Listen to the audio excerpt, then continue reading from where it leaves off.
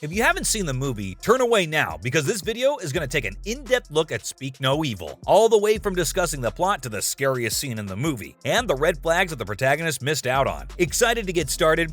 So are we! Let's find out why Speak No Evil speaks a lot of evil, starting with movie's premise. While it's always good when a horror movie's ending packs a punch, occasionally you see one that genuinely leaves you dizzy. Speak No Evil, a dark thriller by Kristen Taftrip about a family who meets some strange new people abroad, fits right into this category. It draws us in with 2 acts full of awkward social situations before twisting the screws in the last 30 minutes. If you've seen the movie, you're probably still sitting there thinking, what the But how much foreshadowing was actually present? Was the finale truly as unexpected as it seemed? Or were the red flags there the entire time? Following up, when being polite costs you. The plot isn't too complicated. While on vacation in Europe, a couple, namely Bjorn, played by Morten Burian, and Louise, played by Litzel Seam Cook, along with their daughter Agnes, meet Patrick, played by Fedje van Huet, and Karen, played by Carina Smulders, and their son Abel, who is mute due to having a short tongue. After the holiday, Patrick and Karen offer Bjorn and Louise to stay at their home in the Netherlands. They accept the offer, and things swiftly spiral out of control. Crazy things happen in the house, but Bjorn and Louise end up staying 2 nights there. When Patrick and Karen start acting strangely, Bjorn and Louise become uncomfortable. Patrick and Karen always make an effort to justify their actions, while also making Bjorn and Louise feel bad. This happens a lot of times throughout the film. They put up with just about anything because they're so frightened of offending the couple. Bjorn and Louise, as well as Agnes, are in danger, since we know this is a horror film, but the Danes are so stubbornly committed to being polite that they never pack up and leave when they should. That's when Bjorn discovers something terrible. Up next, the twist at the end. Bjorn finds a chamber in an outbuilding from the main house that is decorated with vacation pictures. Each picture shows Patrick and Karen with a different couple, and most importantly, a different set of kids. It becomes obvious what Patrick and Karen are doing when they discovered Abel floating face down at Patrick's swimming pool. The couple kills new couples they meet while on vacation and abduct their kids to use as bait for more killings. Yeah, crazy, we know. They basically keep targeting married couples with single children, and after killing the parents, they cut the kids' tongues so they can't talk and take them on vacation to find their new target. But here's the catch. You can't predict the ending of the movie. It catches you off guard, but if you go back and watch the entire film, there are some instances where hints are given. Moving on. What are the clues? The obvious red flags are Patrick and Karen's behaviors and the way they keep taking more and more from Bjorn and Louise. When Bjorn first meets Patrick, he requests to sit on the chair next to him by the pool. Despite the fact that Bjorn's daughter is obviously using it, her belongings are still on it. Bjorn caves to politeness and lets Patrick have it. Through the course of the film, this possessiveness intensifies and seems to center on the couple's daughter. There is the night crying episode. Karen tells her what to do, bossing her around so much during one meal that Louise eventually steps in. Patrick and Karen decide where she will sleep, setting her up with a tiny bed in Abel's room. They decide when she will stay home, organizing a babysitter to come and look after her without telling her parents until the last minute. In hindsight, it's clear what they're doing, gradually behaving more and more like Agnes's parents. They're becoming used to the personas they want to assume after killing Bjorn and Louise. Next up, screams of help. Abel is never able to tell Bjorn and Louise what's happened to him because he doesn't have a tongue and is too young to write. He wasn't able to tell them that the people posing as his parents are fakes or that his real parents were killed. The closest he can get is to silently cry out while opening his mouth to show Bjorn the stump of his tongue. At the time, Bjorn finds it as odd behavior, similar to Abel's nightly cries, but it's all actually a call for help. Also, Patrick leading Bjorn into the quarry where he'll finally kill him provides the final piece of the puzzle. Patrick tells him to scream as loudly as he can because no one will be able to hear him there, and in the end, everything comes full circle in a terrible way, just like everything else in this movie. Moving on. The scariest movie yet? Some horror movies scare you while others make you uncomfortable, and Speak No Evil is definitely in the latter category. Kristen Taftrip's movie is so intensely unsettling that not a lot of people are able to watch it again, but the final horrible parts of this film are the only ones to watch if you really want to experience anything truly horrific. The shock eventually materializes at the end. Abel is not the son of Patrick and Karen, who are child traffickers. They abducted him from another family and chopped off his tongue in the process. They've now focused their attention on Agnes. Unsurprisingly, Agnes also ends up getting her tongue removed in a horrifying scenario. Bjorn and Louise are dragged away, made to remove their clothes, and then stoned to death. It's quite obvious from the movie that Bjorn and Louise could escape all this if they'd put up even a minimal amount of resistance, but they don't act or do anything till the very end. Long and difficult to watch, the horrors of the movie continue on. Even though there are many unpleasant events throughout the film, nothing as horrible occurs until the very end, which makes the fact that it happens at the very end all the more shocking. Following up, Speaks No Evil speaks a lot of evil. Speak No Evil intends to intentionally traumatize the audience, but this chain of events is so dreadful that it really chills anyone to the bone. The narrative's development is isn't particularly shocking, and its main lesson is simply that evil lurks everywhere. Nigel Powers is given another reason by Christian Taftrup not to trust the murderous Dutch when his Danish companions are taken advantage of, since they were only trying to make new acquaintances while on vacation. Taftrup makes use of the phrase "speak no evil" as a ruthless warning. There's something insane about leaving oneself exposed in the middle of nowhere with strangers who just so happen to travel with you, all because of the terrible ending. Critics of Speak No Evil point out such a straightforward roasting of morals, when an unhappy husband persuades his wife and child to put their senses aside and embark on their fateful vacation. We know precisely where things are going. Some people find it problematic because they think Speak No Evil exists only to irritate us and show innocent people getting killed. Up next, parallels with other movies. The movie plunges us into the unimaginable destruction and those damning moments when kind hosts morph into mad murderers. Also created by films like the Poughkeepsie Tapes and Hounds of Love. Every time the visitors should go, we dread it and cringe every time a rock is thrown into their heads. There's no hope of salvation or pardon. There is only senseless savagery. The kind of vacation terror we last experienced in Midsummer seeps into a pleasant getaway with friends, as our protagonists ignore increasingly read warnings in favor of civility. What could possibly go wrong, Bjorn joked at the start, unintentionally cautioning the audience that this question may tempt fate. Plus, we know the ending will be bleak at best because this is a horror film after all. Moving on. Analyzing the details. Parenting, hosting, manners, and eating preferences are areas where cultures diverge. Seeing Bjorn and Louise swallow their worries, disregard their senses, and find reasons for their new pals' increasingly alarming behavior has a cringe comedic element to it. All of us have been there. They don't express it, but they want to be good hosts. And whatever they choose to keep quiet serves as their road to an incredibly horrible conclusion. You'll be tormented by the movie's final line of conversation. The movie really makes you think about a few questions like, what are you willing to give up to keep up the appearance of civility? What verbal slights will you overlook? Which of your rules will you let others deviate from or violate? What lengths will you go to ensure that someone else can enjoy themselves at your expense? The terrifying core of Speak No Evil is the perils of obedience. The slippery slope makes a fine line between being impolite to be gullible. Finally, music and horror. The slow-burning and wickedly complex narrative was written by Christian and Mads Taftrup. The audience is enticed by the lovers' romantic rendezvous in Tuscany. There, Bjorn recognizes in Patrick the type of man he could be: brash, unrepentant, and full of raw machismo. The rest of the world is a muted palette as he makes his way home. His boredom is a soundtrack on repeat in his head, yelling where he can't, over everyday home activities like performing chores or eating food with close friends. A flurry of horns, strings, and other instruments play. The booming instrumentals of Soon Kolster are both a cry to the Netherlands' vast unknown and a warning. In a cunning move, Taftrup forgoes music entirely in the most terrifying scenes of the film. The only background noise is the hushed sounds of a rapid retreat, the thud of feet, the click of the car door. This silence forces you to perk up your ears and listen for any potentially dangerous sounds. We are on high alert, just like the visitors, but it won't matter. No amount of words can save them. This puts us in an understanding position of helplessness, like the children in the movie, and creates a much scarier effect. That's all for today's video. Were you horrified by the movie? Let us know in the comments below. Don't forget to like this video and subscribe to our channel for more exciting content in the future. Thanks for watching and see you next time.